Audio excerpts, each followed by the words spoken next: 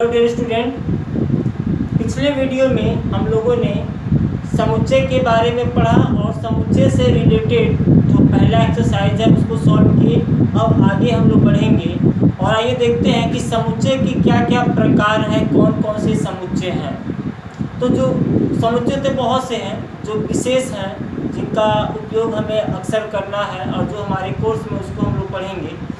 तो इस कड़ी में सबसे पहला है रिक्त समुच्चय या नल सेट। ये ऑब्जेक्टिव क्वेश्चन में इससे ऑब्जेक्टिव क्वेश्चन बनते हैं नल सेट से। नल सेट या रिक्त समुच्चय, तो नाम से ही पता चल रहा है कि एक ऐसा समुच्चय जिसमें कोई अवयव न हो उसे हम कहते हैं रिक्त समुच्चय। जैसे भारत के सभी महिला प्रधानमंत्रियों का समुच्चय। भारत में तो आज तक कोई महिला प्रधानमंत्री हुई नहीं, तो हम किसी का नाम नहीं लिख पाएंगे, तो ये एक रिक्त समुच्चय है। या ये कहा जाए कि 2 और 3 के बीच के पूर्णांकों का समुच्चय। क्योंकि 2 और 3 के बीच में कोई पूर्णांक नहीं है तो हमें कोई अवयव नहीं मिलेगा, तो ये होता है रिक्त समुच्चय। रिक्त समुच्चय को एक प्रतीक फाई से व्यक्त करते हैं, और फाई का मतलब एक ऐसा समुच्चय जिसमें कुछ नहीं है। जैसे कोई बच्चा झोला लेकर बाजार गया और बाजार से झोला लेकर वापस आ गया और झोले में कोई सामान नहीं है, तो वैसे ही यह भी क्या है, एक रिक्त समुच्चय जिसमें कोई अवयव नहीं है। इसके बाद हम लोग देखेंगे परिमित समुच्चय या फाइनाइट सेट।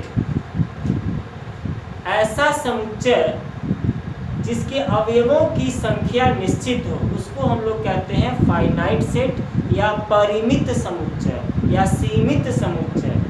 जैसे मान लीजिए ए बराबर अंग्रेजी वर्णमाला के स्वरों का समुच्चय। यदि मैं बात करूं कि ए एक समुच्चय है जिसके अवयव अंग्रेजी वर्णमाला के स्वर हैं, तो अंग्रेजी वर्णमाला के स्वर कितने हैं? 5 ही तो हैं, ए ई आई ओ यू। तो सीमित ए ई आई ओ यू, तो यह एक परिमित समुच्चय होगा क्योंकि इसके केवल 5 ही अवयव हो सकते हैं, इससे ज़्यादा नहीं हो सकते। इसी प्रकार से कहा जाए कक्षा 11 में पढ़ने वाले बच्चों का समुच्चय, यह भी परिमित समुच्चय होगा क्योंकि किसी क्लास में पढ़ने वाले बच्चों की एक निश्चित संख्या होगी, तो ये होता है परिमित समुच्चय। इसके बाद अगला है अपरिमित समुच्चय, इनफाइनाइट सेट। इनफाइनाइट नाम से आपको पता चल रहा है कि ऐसा समुच्चय जिसके अवयवों की संख्या असीमित हो, अनंत हो, उसको हम कहते हैं अपरिमित समुच्चय। जैसे प्राकृतिक संख्याओं का समुच्चय n, प्राकृतिक संख्याओं का समुच्चय n एक अपरिमित समुच्चय है। क्यों? आप इसमें लिखते जाइए 1, 2, 3, 4, 5, 1, 2, 3, 4, 5 लिखते रहिए। तो कितनी प्राकृतिक संख्याएं हैं? जब तक आप गिन सकते हैं उतनी प्राकृतिक संख्याएं हैं, तो यह एक अपरिमित समुच्चय है। इसके बाद समान समुच्चय। समान समुच्चय को हम लोग समझेंगे।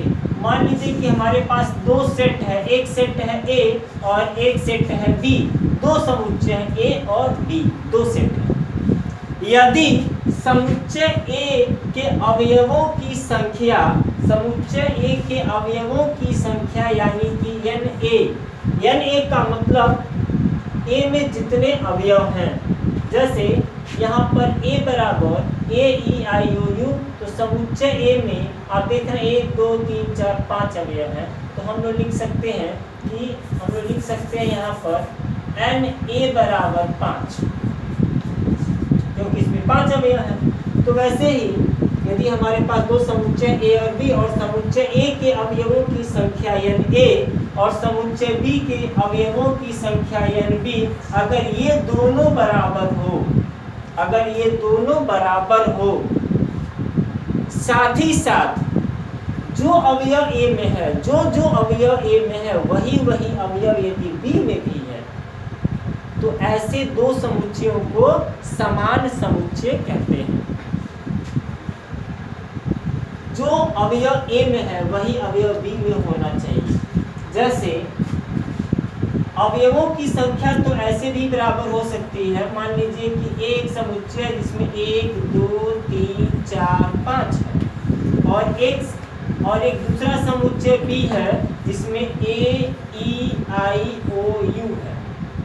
तो अगर एन ए की बात करें तो सेट ए में अवयवों की संख्या 5 है और सेट बी में भी अवयवों की संख्या 5 है, लेकिन ये दोनों समान समुच्चय नहीं है, क्योंकि अवयवों की संख्या तो बराबर होनी ही चाहिए, साथ ही साथ अवयव भी समान होने चाहिए, तब हम ए और बी को समान समुच्चय कह सकते हैं।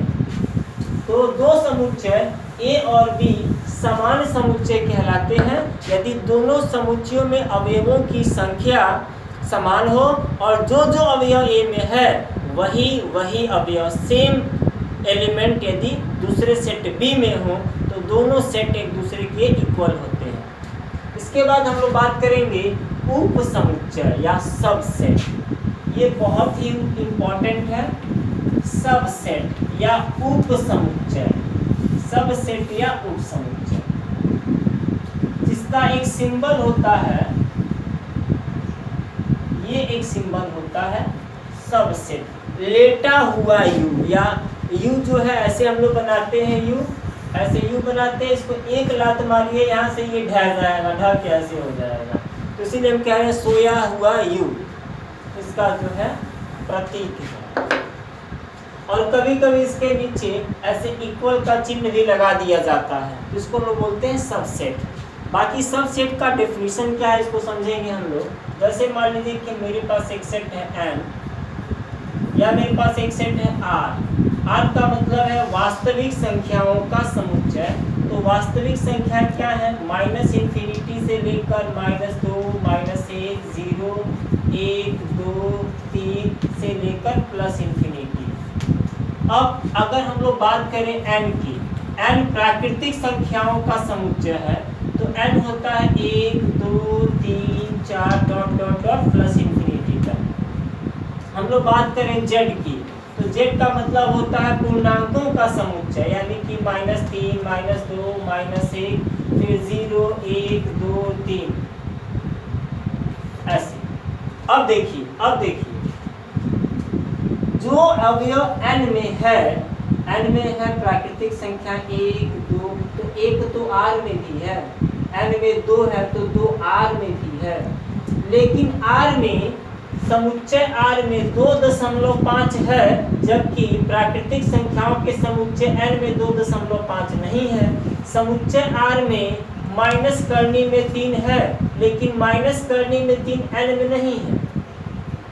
तो जो अवयव n में है वे सभी अवयव, जो अवयव n में है वो सभी अवयव r में है, लेकिन जो r में है वो सभी अवयव n में नहीं है। तो एक तरह से हम कह सकते हैं कि ये जो n है r की तुलना में एक छोटा समुच्चय है, r की तुलना में ये काफ़ी छोटा समुच्चय है, और r के ही कुछ अवयवों को लेकर ये सेट बना हुआ है। तो n को r का उप समुच्चय हम लोग कह सकते हैं, क्योंकि n को r का उप समुच्चय इसलिए कहेंगे कि n में जो अवयव है वो r में है। उसी प्रकार से z पूर्णांकों का समुच्चय है, z में जितने अवयव हैं वे सभी अवयव r में है, तो z भी r का उप समुच्चय हुआ।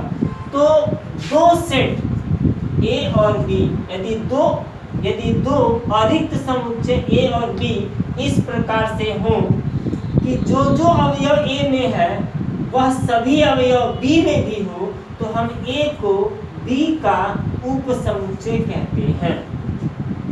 इसको हम लोग संकेत में ऐसे लिख सकते हैं, यदि x epsilon a implies x epsilon b implies a उप समुच्चय b,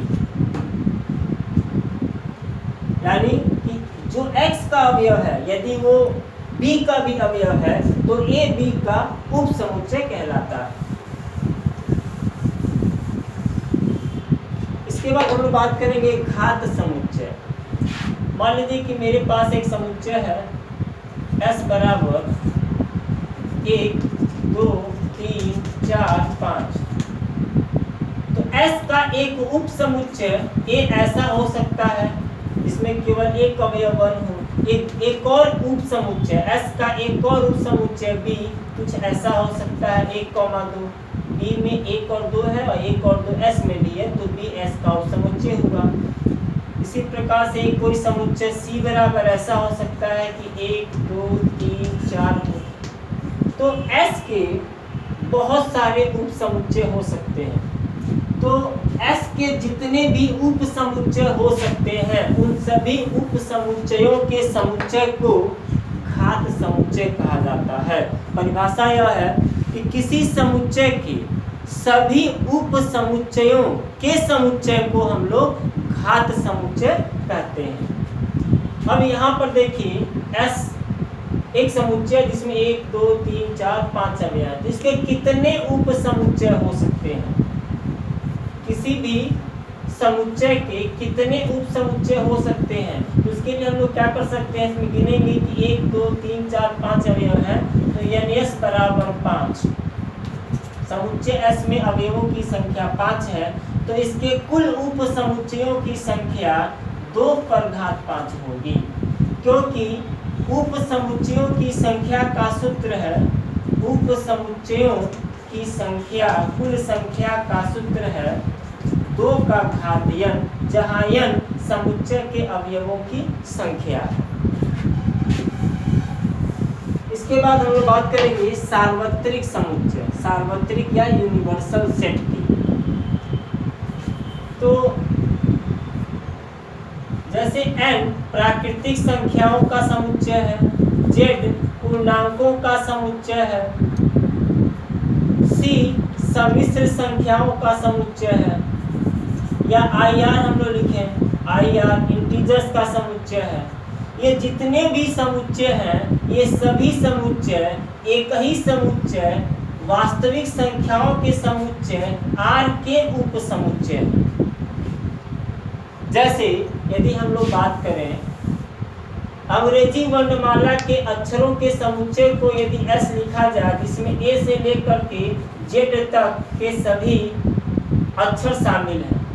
इसके बाद एक समुच्चय A की बात करें, A ये डिक्शनरी में जितने भी शब्द होते हैं, किसी डिक्शनरी में जितने भी शब्द होते हैं, यदि प्रत्येक शब्द से कोई समुच्चय बनाया जाए तो जितने भी समुच्चय बनेंगे वे सभी समुच्चय इसी S के उप समुच्चय होंगे, क्योंकि कोई भी शब्द अंग्रेजी वर्णमाला के 26 अक्षरों में से ही कुछ अक्षरों को लेकर बनेगा। तो किसी डिक्शनरी में कितने भी शब्द हों, यदि उनका हम सेट लिखें तो वे सभी समुच्चय S के ही उप समुच्चय होंगे। तो कहने का मतलब यह है कि S यहाँ पर एक ऐसा समुच्चय है कि जितने भी समुच्चय होते हैं, अक्षरों के जितने भी समुच्चय होते हैं वे सभी S से ही उत्पन्न होते हैं। इसलिए S अक्षरों के किसी भी समुच्चय के लिए सार्वत्रिक समुच्चय या यूनिवर्सल सेट है। इसी प्रकार से संख्याओं का कोई भी समुच्चय हो वो समुच्चय R यानी वास्तविक संख्याओं के समुच्चय का ही उप समुच्चय होता है। तो संख्याओं के मामले में R एक सार्वत्रिक समुच्चय है और अक्षरों के मामले में और वर्णमाला का जो समुच्चय है वो सार्वत्रिक समुच्चय है। तो आज के इस वीडियो में ये एक परिचय था समुच्चय के कुछ विशेष प्रकारों का। आप लोग इसको ध्यान से अपने पाठ्य पुस्तक से अध्ययन करें और समझने का प्रयास करें। आज की वीडियो में इतना ही, धन्यवाद।